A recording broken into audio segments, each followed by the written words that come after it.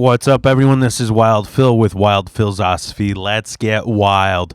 This is the first video and podcast that I'm doing a third disclaimer and precursor because I'm kind of embarrassed. I don't want to be that stereotypical cancel culture video bitching about it. I assure you it's not. That's why it's Wild Philosophy, because I'm pointing out views and things that you might not notice.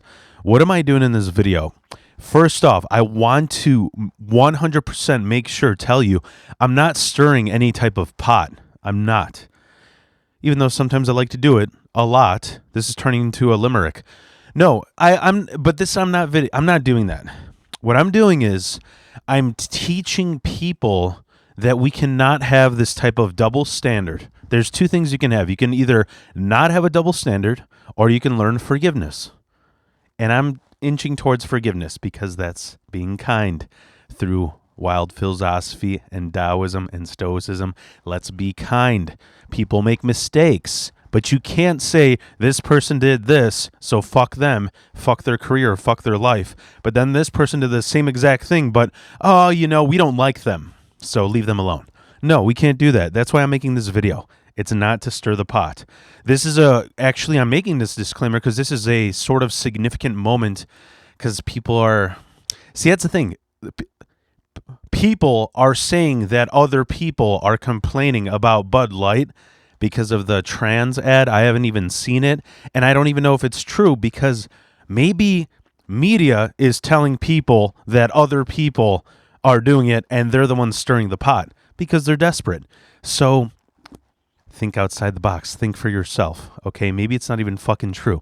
Who gives a shit? I don't know, honestly, because I drink when it's available. I don't get addicted, and I'm not that nuts about drinking, so I call myself the drinking to mooch when it's available for free.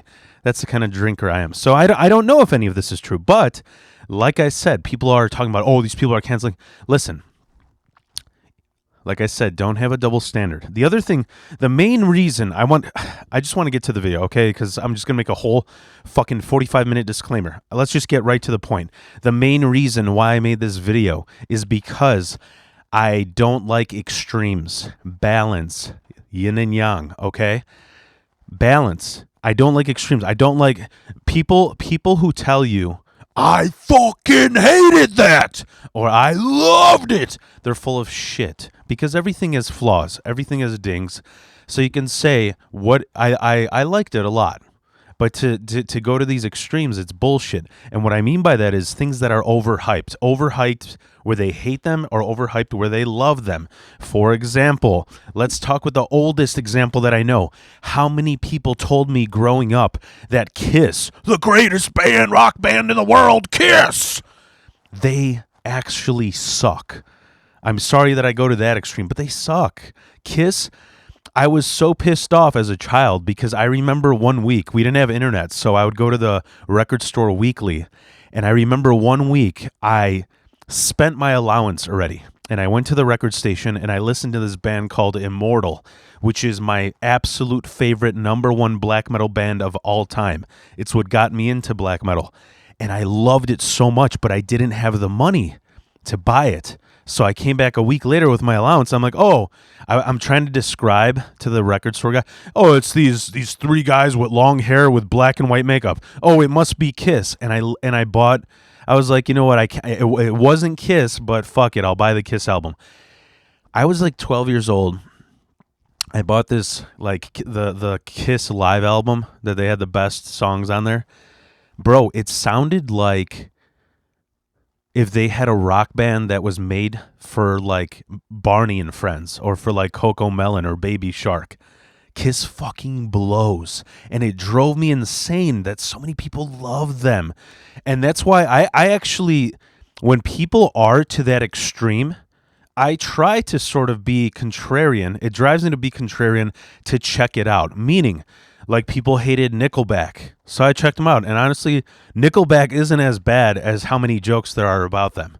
Or, my favorite, let's roll with it, people shat on Oasis my entire life. And then finally I was in some really bad dumps, a low point during lockdown, and I checked them out, and now they're my favorite band of all time. So I just hate when things are overhyped. And recently, what happened recently? I had so many people tell me, I should make a whole video on this, that the movie Everything Everywhere All at Once is the best movie ever made. It actually, I don't mean to go to the extreme. It is actually the worst movie I've ever seen in my life. It is the worst movie I've ever seen. I don't like anything about it. I couldn't follow it. It reminded me of like a cheesy fucking Marvel movie. It was so horrible. It was so, I don't like Marvel movies. It's like, I remember growing up in the 90s, who were people that I looked up to, like Arnold Schwarzenegger, Stallone, Jean-Claude Van Damme, Bruce Lee, even like Keanu Reeves and John Wick. These are fucking tough guys who beat the shit out of each other. It's gory, it's messy, and they got good intentions, right? And Marvel is like that for like really low confidence nerds, like for creeps to me. That's what Marvel, that's just my opinion. But that's what Everything Everywhere All at Once seemed like. It was just like a bunch of Marvel fight scenes. I think it should be called, I think they should entitle that movie, alternative title. Instead of Everything Everywhere All at Once, they should call it an adult with severe ADHD, panic disorder, anxiety, and a midlife crisis going on all at once. Because that's really what it is. I literally, like, I couldn't sit through the movie. My wife is usually more open-minded than me, and she couldn't do past like 30 minutes. I was like, I'll watch 20 minutes more. I couldn't finish. It's so bad. And to me, I mean, I'm not going to get into that. We're going to get into this video. I just feel like these days, to be talented takes... See, here's the thing that I think is these days, to be talented, it doesn't take a lot to get awards and shit like Everything Everywhere All at Once did. Back in the day, you look at somebody like, to me, the best filmmaker is Stanley Kubrick. Why? Because number one, he took the artistic, creative aspect of his mind and also the work ethic aspect and put them together. Meaning, he was a super fucking hard worker. But there's a lot of hard workers. There's guys who work 60-hour workdays, 80-hour workdays, but they're not creative. Stanley Kubrick had both. Just like there's so many artists, stoners, indie rock artists who are so creative. They make such good music, but their work ethic fucking sucks, and they can't tolerate each other like you do at a work job, and they break up within a year. Stanley Kubrick, just like yin and yang, was the balance of both. And that's what I think happens these days, is that they release these like movies and music that, like this Everything Everywhere All at Once, sure, okay, it was creative. It's like nothing I've ever seen before because there was no plot. It didn't make any fucking... Listen, let me put it this way. When you put on the list, like the worst movies I've ever seen, right? People would say like The Room, but The Room was actually funny, right? Or what else is like a horrible movie, If you put those top 3 worst movies, those are actually better than Everything Everywhere All at Once. I'm not going to go to the extreme and say I hate it. I don't hate it. It's just I would never, ever watch it again. So let's get right to it.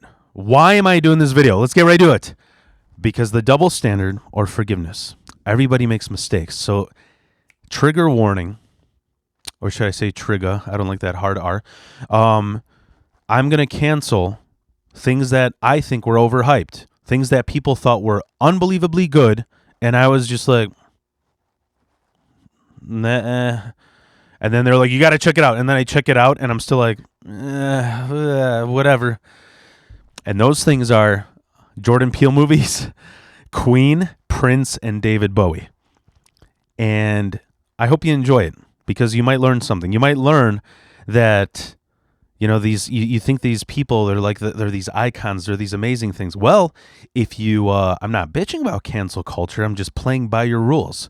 If you take that aspect into these individuals, like I said in the title of the video, research equals everybody canceled. Enjoy. What's up, everyone? This is Wild Phil with Wild Philosophy. Let's get wild. Or let's turn that W right upside down to mild. Mild Philosophy. This is going to be a pretty chill episode, but depending on the listener and your personal beliefs, and if you immediately react with outrage, you're either going to love or hate me. But I promise you in this episode, you're going to learn some fucking facts, some simple things that people do not talk about that you're going to love walking away with. Or you're going to hate walking away with, but I promise you it'll be interesting. What am I going to talk about today? Like the title suggests, research equals everybody's canceled. What does that mean? Well, in general, I'm going to give you an intro on my intentions because I believe that intentions are very important. It's important who is saying what. Where are they coming from? And I'm going to tell you where I'm coming from.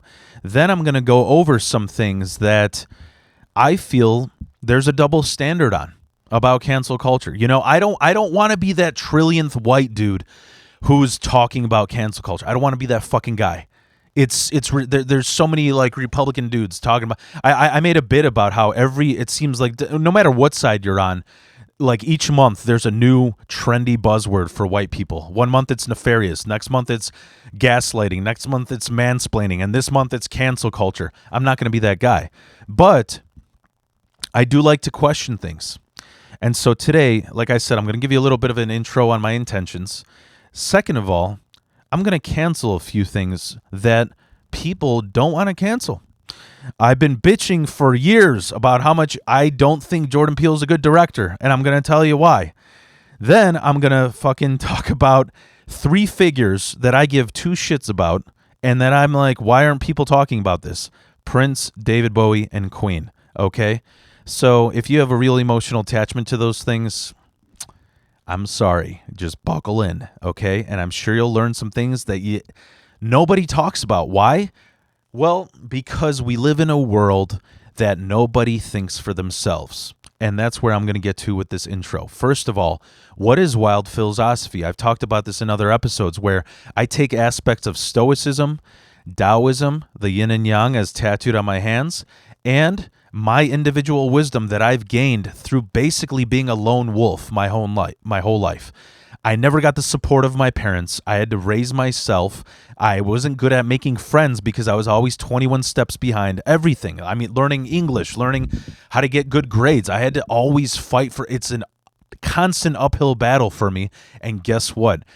My fucking calves are flexing. So it's going uphill for me is not a problem. And just like the yin and yang, there's a benefit to everything and a flaw to everything.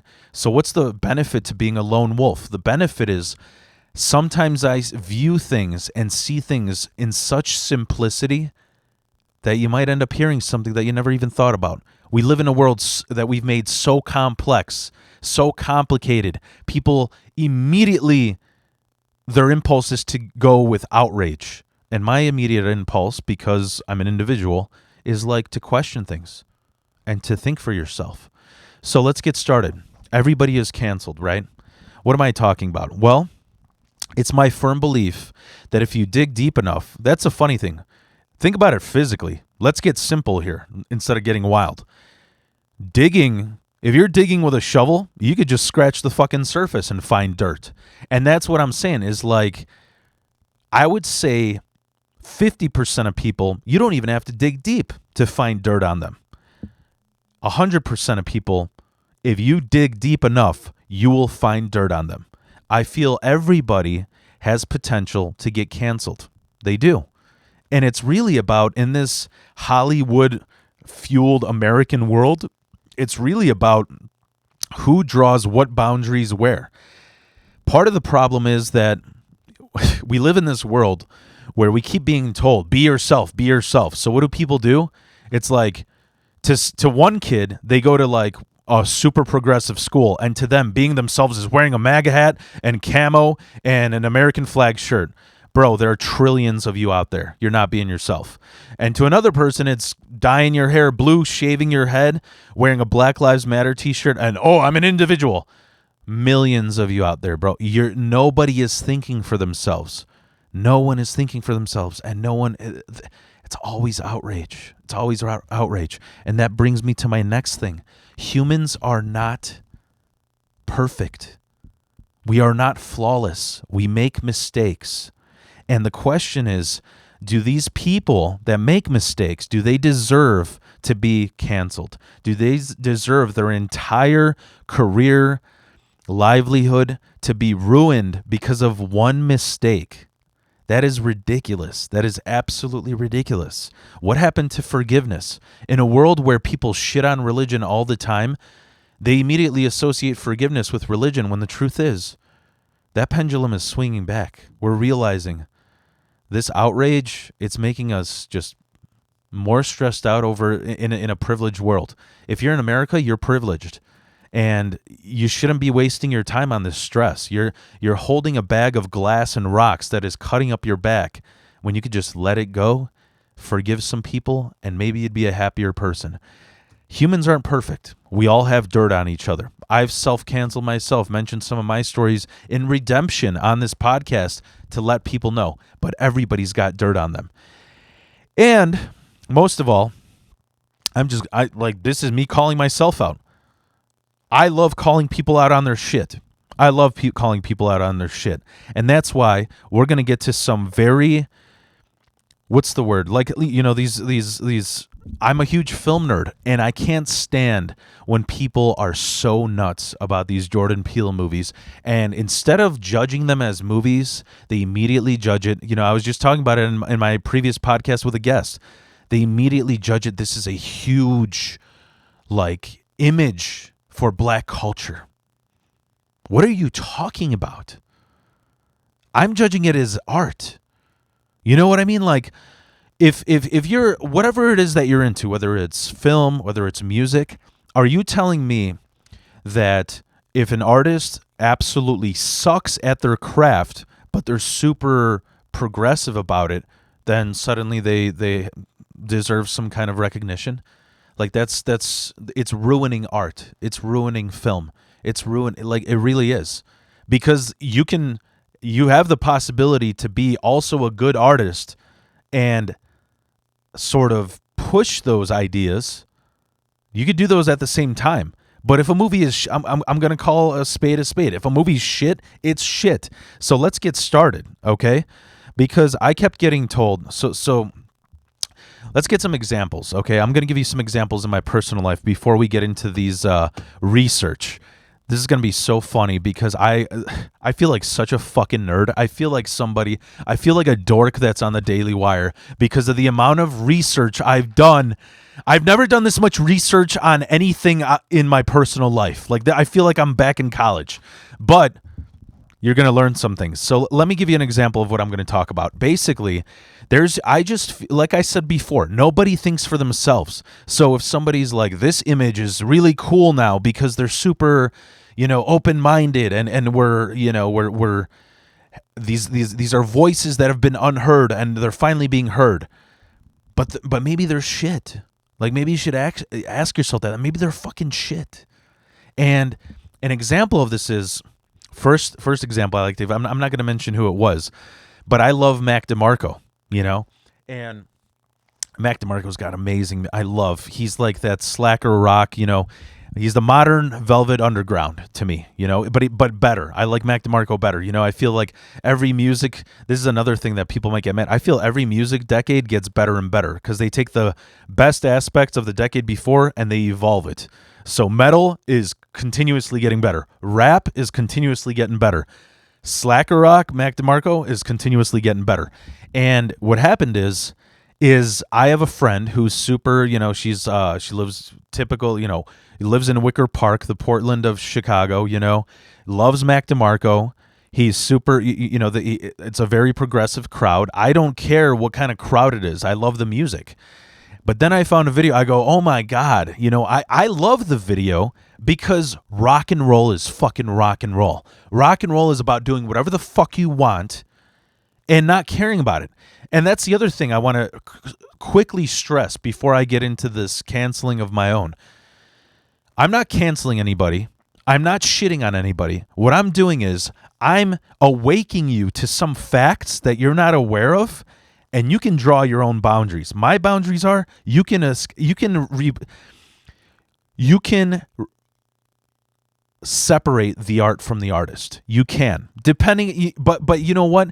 That's not a blanket statement. It really it depends individually. Some people are like, fuck R. Kelly, but I love Michael Jackson. Some people are like, fuck both of them. Some people love both of them.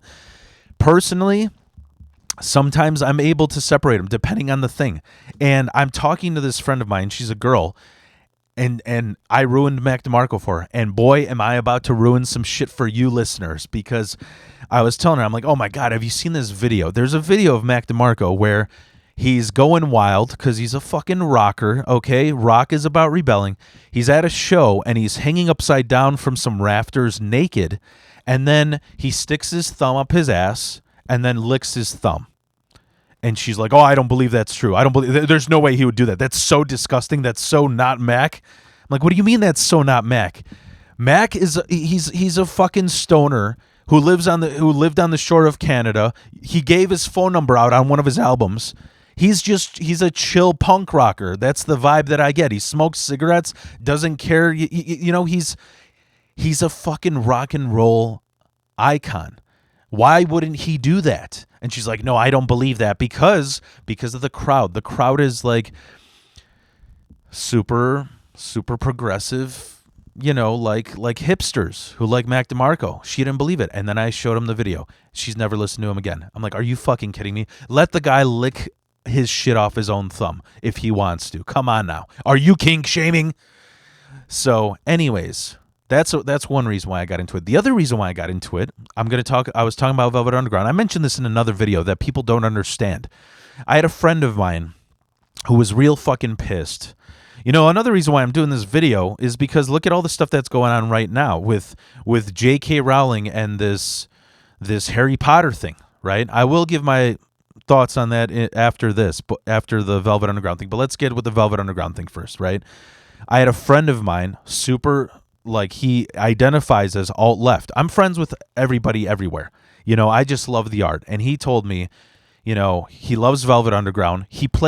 We actually played, the reason why I know him is because on Lou Reed's, I don't remember if it was his birthday or his death, we played a show together where my old hippie band and his band, every band on the lineup played 3 Velvet Underground covers.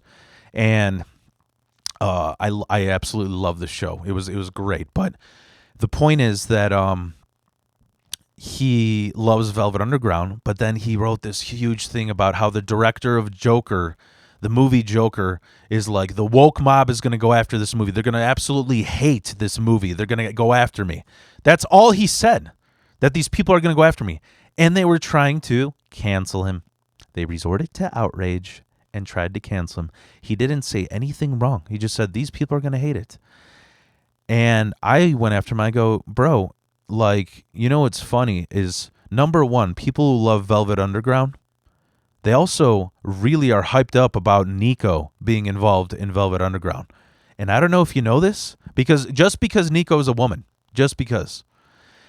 I don't know if you know this. I told him, I go, Nico was a sellout. She was a model in Norway. She was like a teenage model. Something happened in the modeling business. You know what I'm talking about, that you gain a fucking millimeter of fat on you and they all right, you're done. Your career's over with because you're not bulimic enough. So they threw her out and she talked to her agent. What the fuck should I do? The agent is like, well, you won't believe this hippie scene that's going on in New York. You won't believe it. There's this artist named Andy Warhol, and he's having these like heroin parties where they have a concert at some random warehouse or apartment. People are getting high on these cubes, and this guy Lou Reed with his band Velvet Underground, they're playing. So he cut a deal with Lou Reed, and Lou Reed, you know, he's just looking to have some fun, play music, and basically fund his heroin addiction. So they asked him, they're like, yo, can you make an album with this model who's trying to get, you know, rekindle her career? And he said, yeah, sure, I don't give a fuck. And so they hired her. And there were many moments where, you know, Nico's from the most Aryan country ever, Norway. It's the Vikings, blonde hair, blue-eyed. She went to a restaurant that was really high class. I don't know. It was like You know what I'm saying? It's like a restaurant the guys in Wolf of Wall Street would dine at, and she saw a black couple, started throwing food and plates at them, saying, "You N-words don't deserve to be eating here." But nobody wants to talk about that. Nobody wants to talk about that. So that's what I'm gonna do. I'm gonna cancel some things that people don't want canceled. All right, let's get right to it. I mentioned before, I'm going to talk about my intentions. So I'm talking about Jordan Peele movies. Why am I fucking so obsessed with Jordan Peele movies? Why am I hating so much? I get it. It's completely hypocritical of my views to just go with the flow, to be Taoist. But in the art world, I'm very critical because I value art. It's a world that I refuse to not have judgment in. And the thing is, to me, anything Jordan Peele has come out with that like isn't comedic, he's a fucking great comedian. Key and Peele, absolutely brilliant. I think Key and Peele should actually be as revered as the Chappelle Show. That's how funny it is. They're amazing. But as a regular director, you suck ass, bro. You suck ass. You know, I'm sorry. I mentioned this in a previous podcast, but I'll mention it again. Like, first, I saw Get Out when it first, like probably 5 months after it came out, and every person I asked, I go, "What's so great about it? What kind of movie is it?" Like, I don't understand. You know, at the time, like, what is it? Is it a drama? Is it a horror movie? Is it a romance? And nobody could. Oh, you just got to see it. You just got to see it, man. You got to see it because it's like this huge clusterfuck of things that sucks. I'm sorry. You think of the world's greatest directors, right? When I think of like I love the Indiana Jones movies. So Steven Spielberg, when you ask, what is Indiana Jones? It's an adventure movie. I mean, it's got historical facts, but most of all, it's like this action adventure. And every aspect of Indiana Jones is this slow burn of adventure. That's what it is. Your adventure, you're having a journey with the main character that is just wild, you know, and that's the whole movie. Or with, like I said, with Kubrick, what is Space Odyssey? It's a sci-fi. It's very isolated. You know, a lot of people don't give, I mean, I'm going to suck Kubrick's dick way too much in this because he's my favorite director, but a lot of people don't realize after Space Odyssey kind of developed the sci-fi genre because it encapsulated everything about space that's just weird. You know, that isolation, the darkness, the lack of air. Nobody can hear you scream in space, that aliens quote. You know, it was a different kind of horror. You know, it's like you're in a parallel universe, you know? And every aspect of Space Odyssey adds to that. You know, those monkey men jump around with that monolith, like not really having answers to what this is, what kind of energy it has, you know? It's beautiful. Every aspect of that movie. And that's the thing. Every director, I don't think you can be a director without having OCD. It's, you know, Spielberg, Kubrick, Tarantino. It's sort of like, you know, when I'm a comedian, you shouldn't have any extra word in a bit that is unnecessary. If it doesn't add to the bit, cut it the fuck out. Compress those jokes as much as you can. So as a director, you're spending millions of fucking dollars to shoot this movie. Any little thing that doesn't add to this movie, why the fuck is it there? And that's why I revere Spielberg. Every little fucking scene in whatever, Jaws, Indiana Jones. I love Hook, even though people hate on it. Quentin Tarantino, every single, the long-ass dialogues, you know, that's his thing. Every single thing is like obsessively like overthought, picked out to be in that movie. And that's why these Peele movies, Get Out, Us, Nope, it's just like, yo, we got $1 million, let's make a fucking movie. Let's do whatever the fuck. You know, it's so amateur, man. It drives me insane, right? It drives me insane. And what is the so I saw this movie five months after it came out. I saw Get Out. Thought it was shit. Thought it was trash. Why did I think it was trash? I will blame one thing on all of Peele's movies is that all these people that talked about it brought my expectation to 100%.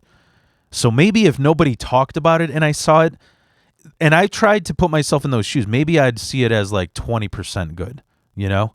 But I see it as 0. I don't think there's nothing that appeals to me in that movie. And the funny thing is, like, about a month ago, I rewatched again. It's, February 2023. About, in January, I watched it all over again, and I was like, I need to be open-minded. I want to watch it all over again without any bias, right? And I got to tell you, like, it was as shitty as the first time. The only thing that I realized that was different, it's funny because my mental health journey, 90% of me being good had to do with EMDR, which is scientifically backed hypnosis. And I'm like, dude, I never realized Get Out encapsulates like the mistrust of black culture in mental health, anything, in getting a therapist, in seeking help. It kind of exploits like the way that black culture looks at getting mental help. That's what Get Out did. And it's like, you know what I hate the most though, about Get Out and Us and Nope. There's so many fucking people. It doesn't matter who tells you. Just do it as a question mark. It doesn't matter what race they are. I've had so many people tell me, well, you know what? It does a great value to black history. I go, really? Really? Okay. Literally the best of the worst of arguments that I heard was about Nope, about that there's these horse handlers that were like they weren't really looked upon. Like there's all these black horse handlers that were back in the day when white people made westerns that were just given 0 credit. I'm like, okay, that's I was not aware of that history, but that one aspect, so the whole movie is amazing because of that one aspect, and not only that, I didn't even ask this until after they left because I thought these people were getting upset at me. I'm like, bro, if you're getting your black history from Get Out is thriller / comedy / drama, or Us, which is thriller, Nope, which is shitty sci-fi movie, you're getting your black history from fictional fucking movies, bro, hit up the books. I'm sorry. That's the truth, okay? I'm not watching fucking Predator or whatever newer movie. I'm not watching Barbarian to learn about white history. I'm not watching I don't even know, like what's a newer movie that's come. I'm not watching the Batman to get white history. It's so enraging how these people are just fighting for their team. They're saying this script that's been told over and over again. Now, so what am I getting to? Let's talk about Get Out, because what I've been told is, oh, you know what? It was an all-black cast, so it's the most woke movie in the fucking world. Really? Let's talk about this. So Lakeith Stanfield, who plays Andre Logan King. If you don't know who I'm talking about, Lakeith Stanfield is the guy who plays in Get Out. He's like the creepy stare guy who's cutting wood. He's like I don't know what you would call it, like the slave hand in the movie, where he's like the farm. He's the groundskeeper in Get Out, who's just always staring, because staring is never been used. It's so unique to be in a horror movie, just that creepy stare, bro. I used to stare at people when I was like in 6th grade to creep people out. Jordan, what are you fucking thinking of? It's so ridiculous. Well, Lakeith Stanfield, who plays that guy, accidentally leaked audio and raped allegations. They were talking about a group chat they were in with other LA people that was started by actor Lakeith Stanfield. Allegedly, Lakeith put multiple women he slept with in the group chat, and the woman he had the secret baby with was in there as well. About 9 minutes of audio, and they spoke on how he's been accused of rape by women in the chat, how he often sleeps with women and ignores them, asking him not to ejaculate in them, but he does it anyway. Also, how he claims being engaged draws a lot of negativity towards him. Not sure if it's pressing news, but it was an interesting listen to hear them speak so candidly about these actions, and I was able to screen record it before they pulled the episode and re-upload it without the end. So he's basically on this podcast, this this movie that was so Get Out was so amazing because the cast, the Jordan Peele cast, he cast a rapist who comes in women and doesn't give a fuck about it. And then let's keep moving on. In 2021, Stanfield participated in a clubhouse room centered on teachings of Louis Farrakhan and anti-Semitic conspiracy theories. He says, yesterday I entered an online chat room on Clubhouse about the teachings. When the room's participants noticed me, I was quickly made a moderator of this room. At some point during the dialogue discussion, it took a very negative turn when users made abhorrent anti-Semitic statements at that point. I should have either shut down the discussion or removed myself. But he didn't. He didn't. No, he didn't. So he's the next Kanye. All right, rape, anti-Semitism. What else do we got here? Oh, Atlanta star Lakeith Stanfield apologizes for using homophobic slurs on Instagram freestyle raps, saying something about gay shit and that not only am I straight, but I'm straight rich and proud. Fuck being gay. Okay, great. This is how woke Get Out is, okay? Why am I mentioning... Okay, I'm going to keep going to. Why the fuck am I calling this shit out? Why? Because, first of all, like, this is what I mentioned to my friend. That was so much, just pitching these Jordan Peele movies to me. Because first of all, I watched the movie as a movie. I don't give a fuck about any political agenda about it. I just watched it as a movie. As a movie, I give it a 4 out of 10 stars. Sure, it's unique. I've never seen a plot like that before. These white people that kidnap black people and hypnotize them to be slaves. It's a really cool premise. It's a unique premise. But the acting is fucking horrible. It's horrible. The staring, the whole staring thing, like smiling and staring, it is as cheesy as like the Friday the 13th like breathing sounds. It's as cheesy, but it's 2022, or it came out in what, 2017? Bro, what are you fucking doing? Okay, let's keep going. Couldn't really find anything about the main guy. Lil Rel Howery, who plays Rod Williams, the friend of main character. So he's the main friend who keeps talking to the main guy in Get Out, the boyfriend.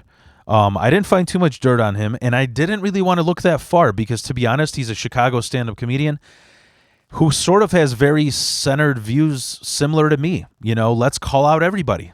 So I didn't really find that much shit on him. But here's the other thing.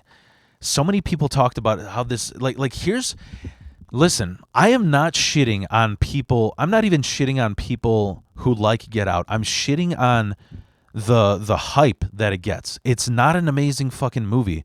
And then what's the immediate answer that my friends tell me? Well, it's an amazing step for black culture. Is it now? Like I just said, we got a rapist, anti-Semite, homophobe who's in this movie that nobody gave a fuck about casting. And then I look at, okay, let's dig deeper, right? To find some dirt. Let's dig. I looked at the next, when you go on IMDb, you basically, I think they sort of put everything in order of importance, which I'm going to guess, I don't know, is also based on pay. So the next, important people are the producers. Bro, this is an important step for black culture. The cast, I think there were 5 black people in this movie, right? So it's not an all-black cast. The producers, 1, 2, 3, 4, 5, 6, 7, 8, 9, 10, 11. 11 producers, and they're all white. Every single one of them. Jason Blum, Marseille A. Brown, Philip Daw, Gerard Denardi, Edward H. Ham Jr., Raymond Mansfield, Sean McKittrick, Sean Riddick, Chris Ryan, and then at the end, Jordan Peele. So Jordan Peele. So out of these 11 people, or 1, 2, 3, 4, 5, 6, 7, 8, 9, 10, out of these 10 people, one of them is black. Such a huge step for black culture. And what we learned about history from this movie, I mean, I'm pretty positive I've learned more about black history in school than a fucking fictional shithole of a movie. All right. And then Terry Taylor, casting director, a white woman. All right, so Get Out, you're canceled. You're canceled. Listen, what I'm doing here is I am shitting on this movie. I don't think it's a good movie. But I'm also not letting there be double standards. So if I'm right now, let's paste an Antifa tattoo on my forehead. Get Out does not live up to my standards. It's canceled. All right. What about Us movie? All right, Lupita Nyong'o, who plays the main woman in Us. Under fire from disability groups, the National Spasmodic Dysphonia Association and the nonprofit Respectability Group have taken issue with the leader, Lupita's recent revelation that she used the symptoms of spasmodic dysphonia as the inspiration for the strained voice of her murderous doppelganger character in the film. Okay. So, in order to play evil, your two things you're going to do is stare at the camera with your eyes wide open and have a voice of somebody who has spasmodic dysphonia. Listen, like I said, I don't care about any of this shit. Wild Phil doesn't care about any of this. But if we're living up to the canceled standards, Lupita, you're fucking canceled, all right? Us movie, as far as producers, same white producers. Casting director, same casting director as Get Out. Yep, another white woman. Let's talk about Nope. Nope, I couldn't find that much dirt on it. I was digging. It says Keke Palmer. So why did I? So I'll be honest. Out of these three, I did like Us the most, and I did like it a lot. I would give Us a 6 out of 10. 6 out of 10. Meaning, if there's movies that are out there that are sort of like, you know, those movies that are on TV, and you're like you're waiting at a Jiffy Lube for an oil change, and you're like, man, this fucking movie, like, I would not normally watch this, but I love it that it's on at the Jiffy Lube because I'd rather watch this than do nothing at the Jiffy Lube during my oil change. Us is a little higher than that. You know what I'm saying? So, like, I don't know what to compare it to. Like, Weekend at Bernie's. Weekend at Bernie's is a silly fucking movie. I used to like it as a kid. It was hilarious, but now it's kind of stupid. But if it was at Jiffy Lube, I'd watch it. So Us is a step above Weekend at Bernie's because I loved the premise. This premise that there's these underground like mole people, that there's this evil doppelganger of ourselves in a parallel universe. Awesome fucking storyline. I give you one thumb up to Jordan Peele for that. Okay, despite all the shitting that I'm doing. Now let's talk about Nope. This is the one that because it's so new, that I bitched about with my friend on the podcast. I bitched about it with everybody. Number one, I'm going to go number one, the first thing that drove me nuts. Keke Palmer. I'm sorry, man. She was annoying as fuck. Like, nobody who has her attitude, like I read about this. See, here's what's funny is I had a lot of people shit on me saying, you know, Keke Palmer is great. Oh, she's an awesome, like, and once again, I asked them, why is Keke Palmer so great? And they're like, why? You don't know? I'm like, no, I don't. So what that tells me is they're already speaking from a preaching to the choir position. You know what I mean? Keke Palmer is trending. Everybody loves Keke Palmer. Well, I better not shit on her because I want to be with the cool club. I didn't know who she was, so that's why I watched it with an unbiased perspective, and I just thought she was annoying. The best description I heard was in a red. Like I was kind of shocked to find out that I was the only one that found her annoying. So I literally just Googled like Keke Palmer annoying and Nope, and there's tons of fucking. You can look it up for yourself. There's tons of blogs that say like she was the best comment I heard was it was like she was like the female Smokey, like Chris Tucker's character in Friday. She was like Smokey from Friday in a female form. Like there's no way this guy, you ain't got no job, you ain't got nothing to do, let's get high. There's no way somebody like that would run any fucking business. You don't even have the skills to run a fucking tamale cart. Are you kidding me? You're going to run a whole farm, a whole like horse handling business? Get the fuck out of here. You know what she was? And I kind of discussed this with a friend of mine. You know what she was? She's like the reject sibling. So it's like in Ozark, there's the bipolar brother. She's that bipolar brother that like, you're just, we like having you around because you're the sibling, but deep down inside, like, why the fuck, like, we hate you, So, anyways, let's talk about her. Keke Palmer faces criticism. This is the only dirt I found on her. She faces criticism about a food stamp tweet that she had, only working on healthy items. So basically, she had a tweet that said that I think her tweet exactly was like they were going in government talking about what food stamps should cover and how much funding should go into food stamps, and she tweeted, I think it was quote unquote, I may mess this up, imagine if only healthy items were covered under food stamps. And basically what she's saying is people who want food stamps get nothing but junk food, which, to be honest, is kind of true. It's kind of true.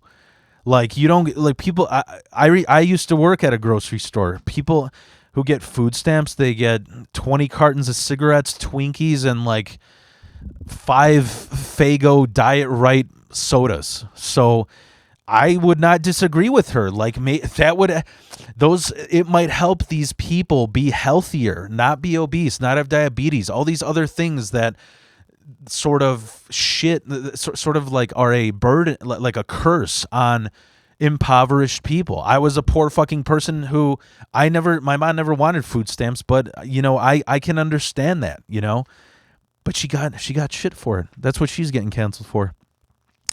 Keke Palmer is a good example. This is what some random tweeter, I don't know, I think her tweet name is like Openly Blackly or some shit. She tweeted, Keke Palmer is a good example why we shouldn't have such an overflow of rich people in charge of policy or the government. Her take isn't malicious, it's ill-informed and comes from a place of privilege, but could have disastrous effects if someone in power decided to implement it. Following the backlash, Palmer attempted to clarify her comments on both Twitter and Instagram, where she said that she thinks healthy foods should be free with EBT cards, and seemingly tried to walk back her original statement suggesting regulations be placed on what foods can be purchased with EBT cards. I love watching you people eat each other alive. And when I say you people, I mean these fucking people who are holding these standards of being, of helping the impoverished. Like, first of all, where's the rule book? Second of all, even if there was a rule book, it's constantly changing. The goalposts are constantly being moved, and you're just fucking eating each other alive. And I love buying popcorn with my EBT card and watching it happen. All right. So, in conclusion, with all these movies, like I said, I liked Us a lot. I would rate it 6 out of 10. Nope, I would rate it 3, maybe 2 out of 10. Get Out, I would rate it 2 out of 10 as well. I guess I liked Get Out a little bit more than Nope.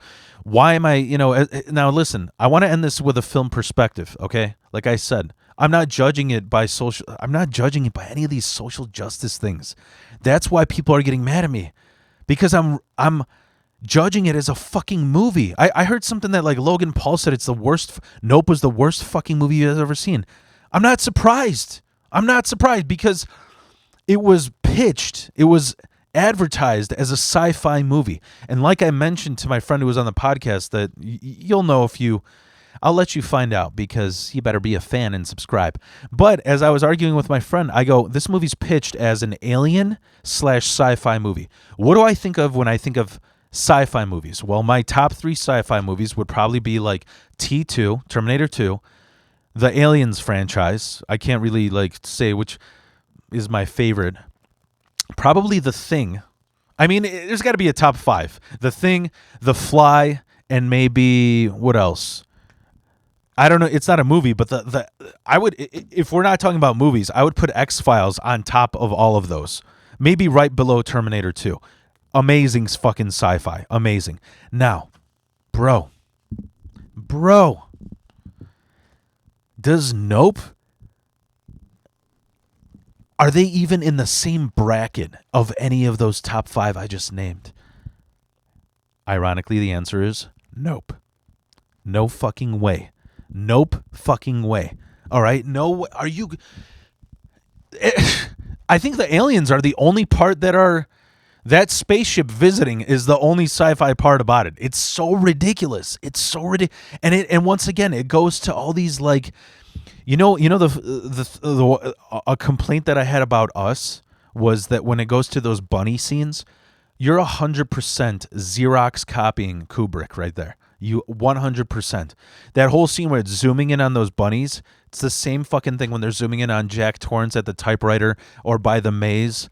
Bro, like I can't like have some creativity, you know what I mean? Like and then with Nope, those scenes with the monkey at the getting enraged during the filming sets. Like, we're going to have this random thing so that it's up to the viewer to come up with their own conclusions, because that's what Kubrick did. You really couldn't figure out what the secret was. Bro, I'm sorry. It's just sad. It's just sad. And so yeah, there's my bitching about Jordan Peele movie. Let's move on. Okay, let's move on. Because here's, like I said before, like I'm keep fucking saying it, I'm going to keep saying it. This is why cancel culture doesn't work. Everybody has their own boundaries. I just read it. Every single one of these fucking Peele movies has somebody worth canceling or have already been canceled. So don't tell me that this was a flawless movie. And what my point is I am not, listen, humans are fucking flawed. I am never going to, before I watch a movie, like, do a research paper on every single person involved, because I don't care. I'm watching a movie to enjoy a movie, not to make sure it's 100% okay. You know what I'm saying?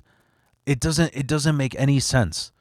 It's like, I don't know. I'm sorry, man. I'm sorry. I am accepting and loving of everybody. And when I watch art, I strictly look at it as an art piece. I don't care anything about who made it, what they've been involved with. I'm watching it as an art piece. That's like you can literally compare it to anything. If you like painting, are you going to look at a painting and be like, well, you know what? Who designed that frame? What company made that frame? What family is involved with that frame? What about those paints? I see those are acrylic. Okay. What acrylic company did this person use? Is that acrylic company involved with any slavery? Like, bro, just, you're ruining art. You're ruining art. So let's keep going. Now let's talk about Prince.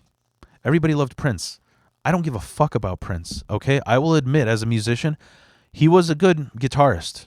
He's got maybe 3-4 songs that I like, but you know what? The truth is, and a lot of people are going to hate on me for this, a lot of these boomer artists, classic rock, basically anybody from, and I think this happened when internet, this ended when internet came out. And what I'm talking about is, before the internet, some people don't realize this. As far as music goes, before the internet was out, you signed a contract with record labels where you had to release a certain amount of records. So not only were you rushed, but also you didn't want to release all the best songs on one album because you wanted to make money for the label. And what I'm talking about is, did you ever notice that, like, once internet came out, which is like late 90s, you never really saw album like best of or greatest hits albums or live albums. You never saw that anymore. When's the last fucking, I'm trying to think, when is the last greatest hits or best of album that I purchased with money was Megadeth, and that was like 2003. Capital Punishment. That's the last time.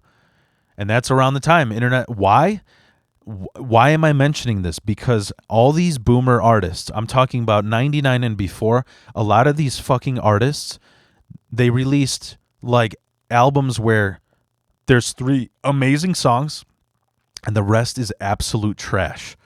And that's basically what the pop mainstream world is, and that's a lot why people who are into grunge, people who are into punk, people who are into like thrash metal, that's why they were so devoted, because those bands didn't. When I listened to a Slayer album in the 90s, I liked every song on that album. When I listened to Stone Temple Pilots, I listened to the whole album. When I listened to like I just said, grunge, thrash metal, what up, punk. When I listened to GBH, or when I listened to the Casualties, I liked every song on the album. What's the difference with pop albums? What's the difference with these fucking record label sellouts?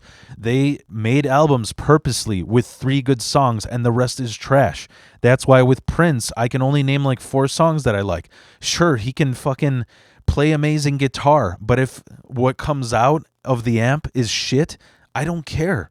Like, cool. I know there's so many better guitarists out there, but they don't make fucking good music, okay? Let's talk about what he did, because all these people, as soon as he died, like I said, as soon as he died, he was so amazingly influential. He like half of my work that I do is inspiration. Like, bro, let me put it this way: before Prince died, I've heard of him one time in my life. What does that tell you? Let's talk about why he's canceled.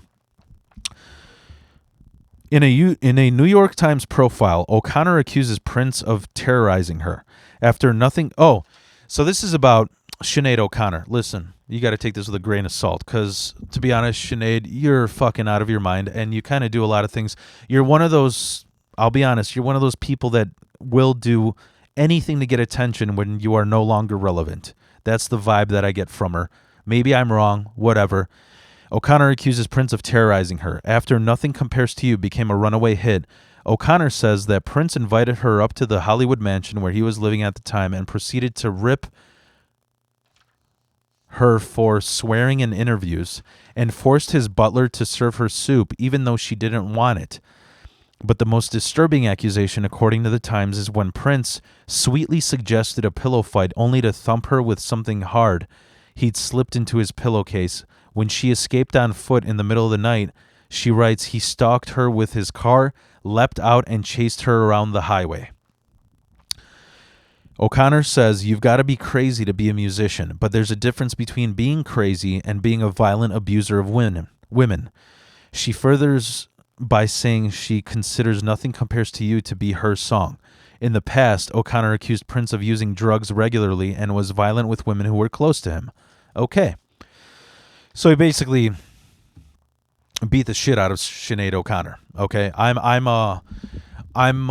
not being extreme here when I say he beats the shit out of women, because here's what I do when it comes to people being canceled. Now, I used to be very for. I used to always play devil's advocate. Like I'd be that asshole guy who's like, was she asking for it? But now what I do is I put myself in those shoes. Would I do that? Would I ever put a heavy fucking object in a pillow to hit a woman in the face and then chase her around on the highway? No. So if you think that's fucked up, why are you listening to Prince? But that's, like I said before, you can draw your boundary lines where you want. I listen to a lot of artists that are fucked up as well. So you come to your conclusion. I'm not canceling him. I'm living up to the rules of the canceling. I got to keep reminding. Let's keep going. The artist formerly known as Prince has never been far from controversy. He was one of the biggest selling pop stars of his day, making his name, then changing it to a squiggle with his high-energy fusion of rock and funk, before disappearing into rock star seclusion. Now he faces a notoriety of a different sort after a former girlfriend made a series of allegations claiming he sexually abused her and made her call him the Messiah. Charlene Friend alleges that the diminutive singer filmed her having sex with him without her permission and threatened violence when the relationship ended. Okay, so he's very violent against women. Look all this stuff up if you don't believe. I did my research. And yeah, I did the Sherlock Holmes work that Antifa does on other people. Listen, dude. I'm mocking Antifa as much as I'm mocking Fox News. They keep going back and forth. It's fucking ridiculous. It's childish, okay? But draw your boundaries. Let's keep going. Anti-Semitism. Prince had anti-Semitism. I guess in the song Muse to the Pharaoh, he says, Holocaust aside, many lived and died, but when the truth is told, would you rather be dead or be sold? Okay. So in this lyric, he's saying basically, Holocaust doesn't fucking matter because American slavery was much worse than the Holocaust. Holocaust aside, okay, anti-Semitic and violent against women. That's who you're listening to when you listen to Prince. Me, I don't listen to him, so I don't give a fuck. Let's keep going. And now we're going to talk about David Bowie, another person I've never liked. I never give a fuck about him. I had a little moment in the 90s where I tried getting into David Bowie because he collaborated with Nine Inch Nails in the song I'm Afraid of Americans. But then I checked his stuff out and I'm like, there's nothing special about this. It sounds like every other classic rock band, you know? It's literally like, I'm trying to compare what he sounded like. Like, I don't know. Classic rock all sounds the same and overplayed to me. I can't stand it. So it would be like ELO. I think ELO should be bigger than David Bowie because I like ELO better, but I find their music similar. The only difference is David Bowie, they say, was like a huge figure for LGBTQ because how weird he was on stage. So, okay, then. So the next time, if we ever time travel to classic rock, I'll tell CCR, I'll tell Creedence Clearwater to put some makeup on and tell people that they're from outer space. Okay? Anyways, so David Bowie.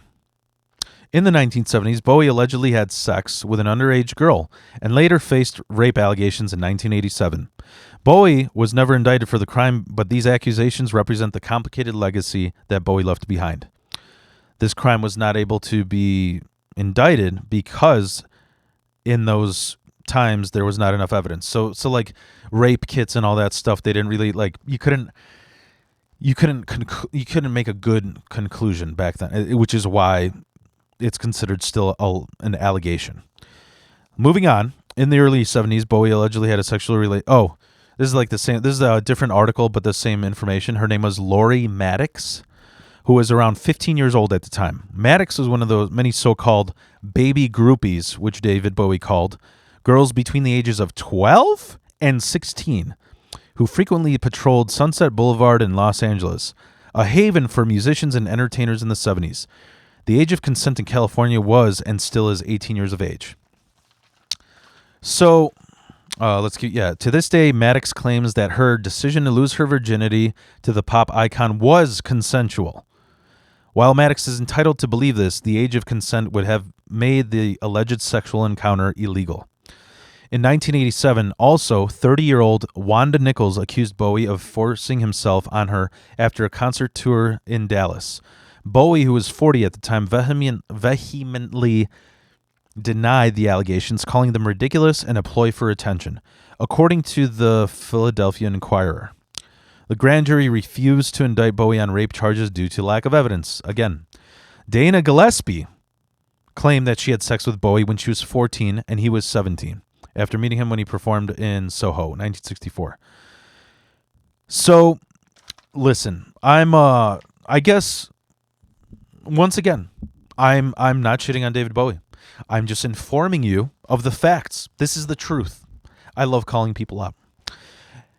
A fun fact that I'm going to end this on is the age of consent in the UK is 16. So, does that make things different? Not really, but, saying here she had sex with him when she was 14 and he's 17, and then the other one says, many baby groupies he had between the ages of 12 and 16. According to, so basically his defense, the people who love David Bowie are saying that in England, the age of consent is 16. So him moving here and fucking a 16-year-old, I guess things are different here in LA, in California. Bloody hell, it's not my fault. I mean, there's the kind of tale we're used to, black in England. So, you love my horrible English accent. So that's what that's his defense. But then again, it says these baby groupies range from 12 to 18. So it's the same shit that Elvis did. It's the same shit that Chuck Berry did. It's the same shit that Jerry Lee Lewis did. But we love David Bowie. That's where the boundary line was set. Moving on, and this will be the last one. Queen. Why do I say... Like I said, I wanted to cancel these people that I don't give a fuck about. I don't care about these movies. I don't care about Prince. I think I had Prince on my iPod once, and I was like, yeah, I could save instead of having 20 albums, I think I'll have 3 songs that I like by him, and yeah, free up room for some better things. David Bowie, like I said, I couldn't get it. Like, it's basic ass classic rock. It's blah. Now Queen. What do I say about Queen? As far as my history with Queen, I liked Queen when I was a kid because they had them in the Mighty Ducks movie, and that's where it ended. That is where it ended. I don't have anything against them. I just don't think they're fucking, I was always, I had a hard life, so I was going for that harder shit. I started with Guns N' Roses, then AC/DC, then Megadeth, then Slayer, then Mayhem. Queen does not appeal to me, but let's talk about them. Leslie Ann Jones' book, Mercury, an intimate biography of Freddie Mercury, details how Mercury's personal assistant, Paul Prenter, was tasked to find sex partners for the Queen singer. Prester, not only was he responsible for rounding up talent, usually young male prostitutes known as taxi boys, but for procuring copious quantities of alcohol and cocaine. A taxi boy named Patricio describes his encounters with Mercury. First we drank and then snorted some cocaine. There was a little low wooden table with fine lines of cocaine already chopped out, all prepared. Next we'd shed our clothes and enter Freddie's room where he would greet us wearing just his dressing gown. Throughout the proceedings, Paul Prenter remained fully clothed. Freddie engaged in sexual activity with each turn in front of the others. When he was tired, Prenter paid the boys and asked them to leave. I guess these are called taxi boys or rent boys. Yeah, this is another excerpt. Mercury attended UK parties where rent boys were in attendance. Rent boys are teens and young men used for sexual gratification by upper-class men in the UK. A 13-year-old child could be a rent boy. Mercury attended a showbiz mansion party that ferried in a dozen rent boys, according to The Guardian. Rent boys are consumed and dispensed with so much as chewing gum by Freddie. So he fucked 13-year-old boys, is what it's saying. Now, this is a tough one. As much as I would say I like Queen out of all of the ones that I just shat on, Bowie, and because I like them as a kid and because I am a frontman. I've been a frontman musician. Freddie Mercury is a fucking showstopper. He's an amazing frontman. There is no other. I don't especially at that time, of like that era of music. I don't think there was a better frontman. Everything about like I might have an ounce of gay in me, but the entire white wardrobe, the even that little spike bracelet on his like bicep, everything about him was his slicked hair. I might have fucked him back in the day, is what I'm saying. He's a great frontman. And the reason why I'm saying this is complicated is because what I've heard back in the day, you really couldn't, I hear a lot about 13. To me, when I think of 13 years old for me, that's when I wanted to fuck my teachers. That's when I started jagging off. Maybe even 10 years old. So what happens when you're gay? Maybe this was consensual. I don't know. I heard that this is how you come out of the closet back in the day. Who knows? But, like I said, we're talking about the truth here. We're not canceling anybody. Next. Queen guitarist Brian May is firing back after comments he made about the removal of gendered categories at the Brit Awards, stirring up controversy, claiming he was ambushed by a journalist who twisted what he'd said. All right. So they tried to cancel Brian May because he said there shouldn't be gender equality. Wow. It's ruined this motherfucker's career because he said one sentence. And that's the conclusion to everything that I'm doing today. Research equals everyone is canceled. Now, what I'm saying is, regardless of whether I like all these people, okay? If I wasn't doing this episode, because I don't believe in this culture. I don't believe in I don't believe in going Sherlock Holmes on every step these motherfuckers make in their life to judge them or to ruin their career. I don't believe that. But first and foremost, I judge them by their art. Like I said, these Peele movies, they're average at best, and it isn't the movies that gets me upset. What gets me upset is the recognition that they get. Number one, they're not as good as they're explained to be.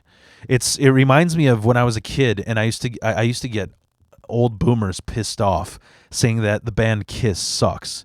Kiss has always sucked. All right? Kiss fucking, like, their formula is very simple. Let's make the hardest rock music as poppy as possible. So they have the ability to write like the soundtrack to like Barney and Friends or Coco Melon or Baby Shark. Like I could picture Gene Simmons on stage. Baby shark, do do do do do. Baby shark, do do do do do. I wanna rock and roll all night, do do do do do, and party every day, do do do do do. That's what Kiss does. And so what gets me, like, normally I wouldn't give a fuck about Kiss. Just leave him alone. Who gives a fuck? He's making money. He's doing his things. He's got his crowd. Who gives a shit? What sucks about it is they have a huge defense. I guess it's similar. Like I'm not really familiar with it, but it's similar to how people when they hate on K-pop bands, because K-pop bands, I mean, they're kind of just Koreans doing boy band stuff that's already been done by America, which is cool. They've never done it before. It's a little bit different. It's very androgynous, is what I've noticed. Whatever, it's cool. I have no problem with it, but it's not as amazing as you make it to be. Is what I'm saying. I will never be that picture of that girl crying her eyes out and tearing her hair out when she meets the Beatles for the first time. That'll never be me. And that girl ripping her eyes, crying, ripping her dress off to meet the Beatles, that's the same way people are reacting to things like Jordan Peele, like Prince, like Queen, like David Bowie. And that's why I'm calling them out. So, how do I conclude this? Everybody draws their own boundaries. Where are you going to draw yours? Whether it's with comedians, whether it's with music, whether it's with films, where are you going to draw yours? The point is, everybody's got dirt on them. So, what are you going to do about it? Thank you for listening to my stupid fucking rant. Thank you for getting mild. And, yeah. I don't know. If you got anybody you think I should cancel or research, let me know. Because this was kind of fun being this nerd and doing this. I feel like I don't know, a Polish Ben Shapiro doing this shit. But anyways, thank you very much. Have a nice day.